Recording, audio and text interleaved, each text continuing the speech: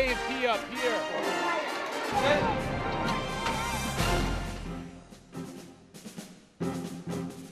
Hi and welcome to Freedom Watch Afghanistan. I'm Corporal Todd Hunter. Proper training, leadership, and well-being all determine the strength of a force, with the latter often being a forgotten piece of the warfighting puzzle. In this report, Air Force Staff Sergeant Trevor Pedro highlights a team who's focusing on putting health at the forefront for Afghans. It might seem like any other outreach mission. All right, just make sure everything's okay. We've never had a problem. But the goal is one of a kind. The A&P don't have anything in terms of medical, so this is very important. We've been given to understand this is a high priority mission. These guys are about 5 years behind where the ANA are because the big push had been, understandably, for the ANA. Now we're trying to get the A&P to catch up. To do that, this three-man team is teaching the Afghan National Police medical staff about vaccines and the importance of a healthy force by administering a slew of shots. Oh, not yet. Oh, you still got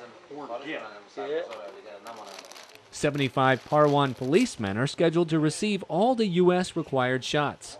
Many of them haven't ever received vaccinations, but that doesn't stop the medical training team from continuing the assembly line. Today, you see me filling out these inoculation cards so we can keep track of what the A&P have been given. Today's the first day of probably a week and a half, 2 weeks, where we're going to be giving a series of 6 injections to each A&P here. I understand there's about 1,400 individuals, roughly. So we're going to be here for a while. We're going to give out about, I forget exactly how many, it's over 8,000 shots total. Speed is the key as medics and the Parwan Police Mentor Team administer more than 400 shots in less than 2 hours. Staff Sergeant Trevor Pedro, Parwan, Afghanistan. Airmen with the 1st Expeditionary Red Horse Group are close to completing the installation of a barrier arresting kit on the flight line at Bagram Airfield. The kit is an emergency stopping system for tailhook-equipped aircraft, similar to the ones on aircraft carriers. It's used when jets have in-flight emergencies and lose their hydraulics or braking ability. The new system will stop a plane within 900 to 1,200 feet, depending on aircraft speed and weight.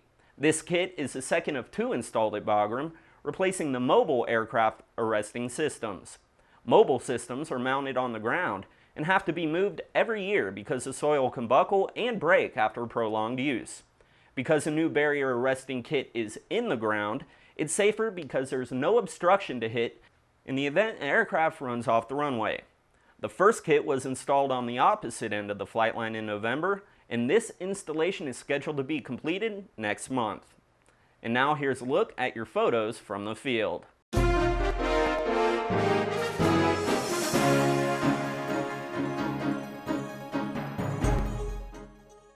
Soldiers from the 66th Military Police Company train their fellow policemen in Nangarhar Province. The 2-week police course teaches basic skills, but the MPs are conducting follow-up training to expand on the initial 2-week training.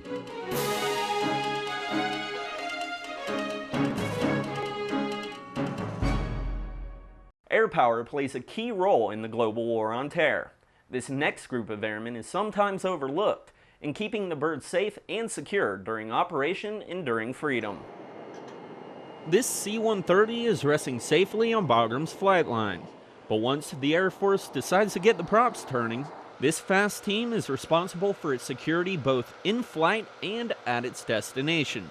It's a job that allows the fast team to experience a little more than most.